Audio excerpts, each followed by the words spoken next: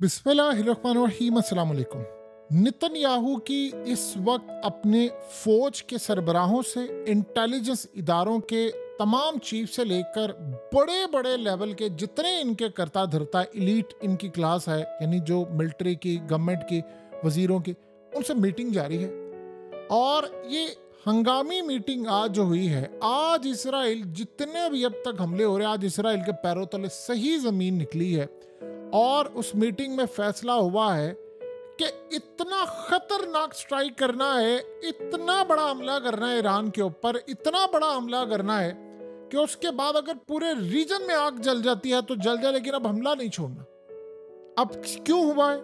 मनाजर आपकी स्क्रीन पर चल रहे हैं। आप बताइए, जब इस तरह के मनाजिर होंगे कि घर के घर उड़ा दिए हैं, ये अभी तक बता नहीं रहे किसी को। आप एक चीज देखिए, आपकी स्क्रीन पर मनाजिर चल रहे हैं। 50 ड्रोन्स आकर हिट करते हैं इजराइल को और घर उड़ जाते हैं, तबाह हो जाते हैं, गाड़ियां तबाह हो गई हैं। इन घरों में कोई रह नहीं रहा। इनके बकौल एक शख्स बड़ा शदीद जख्मी हुआ है। ये इनके करतूत है पुराने। इनके घरों में आकर, लोगों के सिविलियन घरों में आकर मिसाइल गिरे हैं और वहां पर आकर ड्रोन्स गिरे हैं, और हमेशा की तरह इनके करतूत होते हैं। आज सोचे 50 ड्रोन्स आकर गिरे हैं और आग लगी हुई है भरपूर। आप घर में बैठे हो और आपके घर के ऊपर आकर ड्रोन गिरे और ये सब कुछ जलकर राख हो जाए, वो छोड़ दें कि इंश्योरेंस हुई थी, इजारा था, फलाना था, वो बात नहीं है। असल बात आप खौफ पैनिक का देखें। उसके बाद आपने पूरे के पूरे रीजन के अंदर, वहां पर जो एरिया है उसके यानी रीजन में कॉल दे दी कि भाई अब हम स्ट्राइक करने के लिए जा रहे हैं, और एरिया में नॉर्थ की साइड से सबको कह रही है कि घर छोड़कर आप चले जाएं। लोग टावल बांधे हुए थे उन्होंने, कि अपने घरों में, कोई वॉशरूम में था, कोई नहा रहा था, वो सारे भागे हैं। ऐसे ऐसे मनाजिर सामने आए हैं।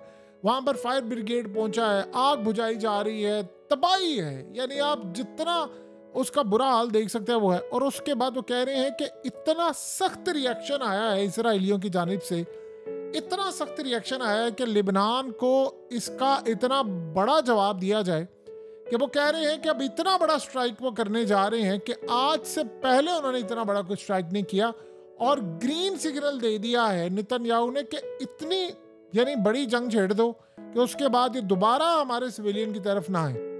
अब इस वक्त हालत ये है कि जिस साइड पर ये ड्रोन लगा है, इस वक्त करंट मौजूदा सूरत हाल है कि वहां पर इतने सायरन बज रहे हैं। वो कह रहे हैं कि फिजा के अंदर कोई एयरक्राफ्ट आया है। ये नहीं उनको पता कि आया है या नहीं आया, लेकिन सिर्फ अभी तक मीडिया को उन्होंने इतनी डिटेल्स बताई हैं कि सायरन बजना शुरू हुए हैं नॉर्दर्न इजराइल में, और बताया गया है कि कोई एयरक्राफ्ट या कोई ऐसी चीज़ हमारे फिजाई हदूद में एंटर हुई है। उस बारे में अभी उनको इतलात नहीं है कि हमला करने के लिए आई है, क्या सूरत हाल है, किसी को नहीं पता। सो इस वक्त सबसे बड़ा मसला ये हुआ है कि आप सोचें कि जो लोग सड़कों पर निकले हैं आज, वो क्या कह रहे हैं। आप यहाँ से अंदाज़ा कर सकते हैं कि उन्होंने जो बैनर्स उठाए हुए हैं, वो पूरी दुनिया के अंदर कह रहे हैं कि सील द डील, यानी सिंपल सी बात है कि अब डील कर ले। सो इस वक्त सबसे बड़ा मसला पैदा हुआ है कि आज इजराइल के अंदर इतना खौफ और पैनिक था कि यार ये क्या है।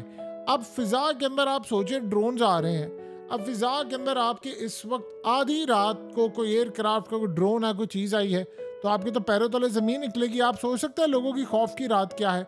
तो ये पैनिक इस वक्त जो फैल रहा है, उस पर इन्होंने कहा जी आप स्ट्राइक कर दें। अब ये हमारे कंट्रोल से बाहर चली गई है चीज़। इसराइल के जो कॉन्सुलेट हैं, यानी शिकागो से आप शुरू हो जाओ, दुनिया भर में वहाँ पर लोग सड़कों पर पहुँचे हुए। अब वहाँ पर वो जाकर कह रहे हैं कि ये लास्ट मौका है, डील करो, स्ट्राइक नहीं, डील करो और तमाम के तमाम लोगों को लेकर आओ। सो इस वक्त की जो सूरत हाल पैदा हुई है, इन्होंने बताया है कि वहाँ पर घर तबाह हो गए हैं, वहाँ पर उजड़ गए हैं, और इतना बुरा हमला हुआ है। आप देख सकते हैं गाड़ियाँ जलकर राख हो गई हैं, घर के घर उड़ा दिए गए, एक नहीं कई जगह के ऊपर। वो कह रहे हैं कि अब इस वक्त हम बहुत बड़ा स्ट्राइक करने के लिए जा रहे हैं, और गालिबन इस वक्त इनके F-35 तैयार हैं वो हमला करने के लिए। असल में जो परसों रात को इन्होंने स्ट्राइक किया था, ये उसका जवाब है। अब ये जाकर वहाँ पर स्ट्राइक करेंगे तो पॉसिबिलिटी है कि आप देखेंगे कि कल वो आकर इनके ऊपर बड़ा स्ट्राइक करे। अब आज एक अजीब सिनेरियो देखने को मिला कि जो लिबनान की जानिब से ड्रोन आया था, एक तो वो अंदर तक घुसा है, यानी एक तो आपने देखा है कि ड्रोन ने स्ट्राइक किया है, एक वो अंदर तक घुसा है और बिल्कुल डीप यानी अंदर तक जाकर इनसाइड गया और वहां से जाकर उसने फुटेज बनाई और बनाकर वो वहां पर गया। कुछ ये ड्रोन हमले हुए, लेकिन अजीब बात ये है कि इनका जो डिफेंस सिस्टम है वो इतना वीक हो चला है। अब आप सोचिए, मीटिंग के अंदर आज ये चीज डिस्कस हुई थी कि अगर ये जाकर ये लोग हमला करते हैं और रिटेलिएट वहां से किया जाता है लेबनान की जानिब से, तो हम इसको कैसे मैनेज करेंगे।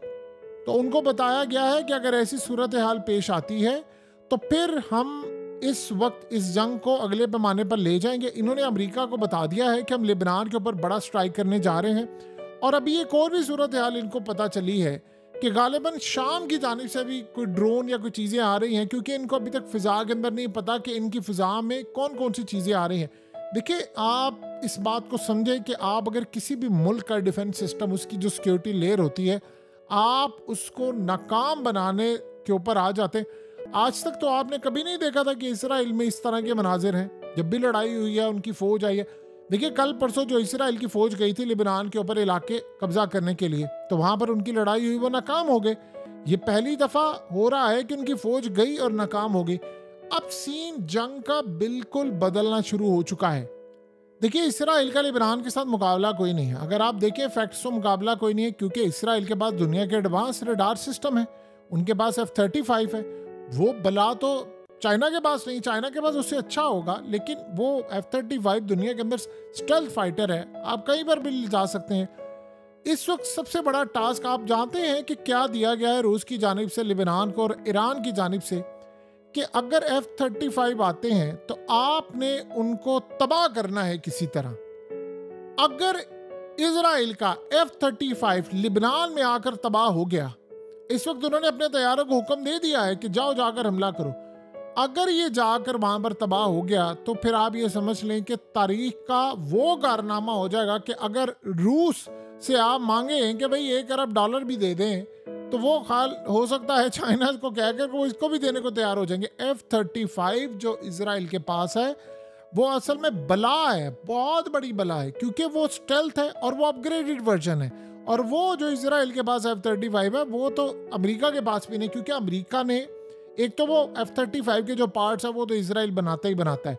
दूसरा ये है कि जो टॉप क्वालिटी का फर्स्ट वर्जन है जो यूएस की एयरफोर्स इस्तेमाल करती है वो इजराइल को दिया हुआ है। वो वाला नहीं दिया जो सेकेंड हैंड वर्जन होता है जिसमें कम कैपेबिलिटीज होती है, वो दिया। और इसराइल ने उसमें किया गया, चूंकि वो पार्टिसिपेट करता, पार्ट्स बनाता, तो उसने उसको खुद ही अपग्रेड कर लिया।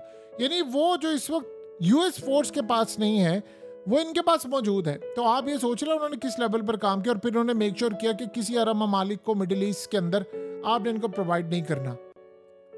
इस वक्त सबसे बड़ा मसला ये पैदा हुआ है इजराइल के अंदर कि अगर ये लड़ाई छिड़ती है तो वो किसको कैसे रोकेंगे, ये उनको अभी तक समझ नहीं आ पा रही, और लोग वहां से निकल कर जा रहे हैं।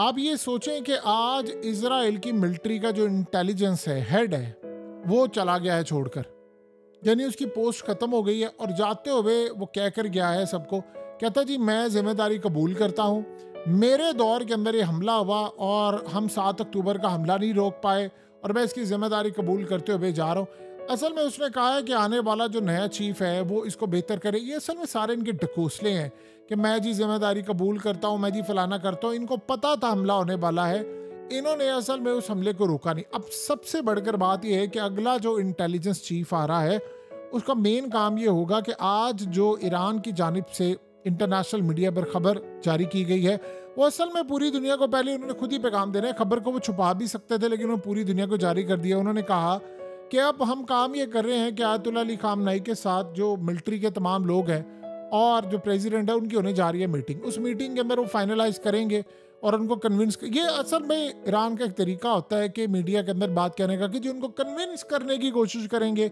कि आप असल में अपना जो फतवा है जो आपने दिया हुआ है कि हम एटमी ताकत नहीं बनेंगे, ये दुनिया के लिए बड़ी तबाहकुन है, आप उस फतवे को वापस लेंगे और उसके बदले में यानी उसको ख़त्म करने के लिए एक नया फतवा आएगा वो जारी करेंगे। तो ये असल में इस वक्त सूरत हाल है, ईरान एटमी ताकत बनने के बिल्कुल करीब। और जो नया चीफ आएगा इनका, जो भी मिलिट्री इंटेलिजेंस का हेड है, उसका मेन टास्क ये होगा कि ईरान को एटमी ताकत बनने से रोकना है।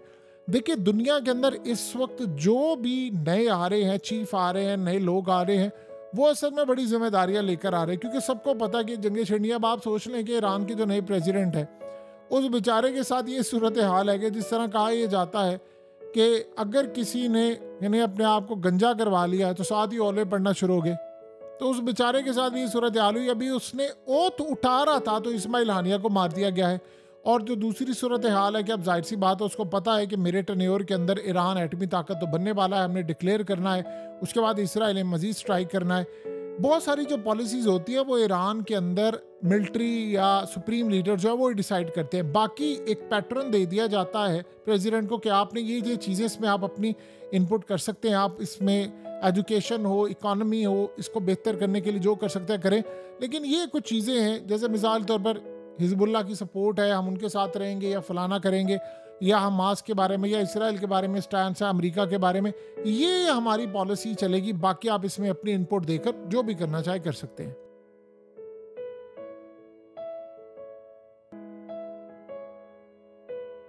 हकीकत टीवी को सब्सक्राइब करना मत भूलें, वीडियो को लाइक करें, शेयर करें और कमेंट सेक्शन में अपनी राय का इजहार ज़रूर करें।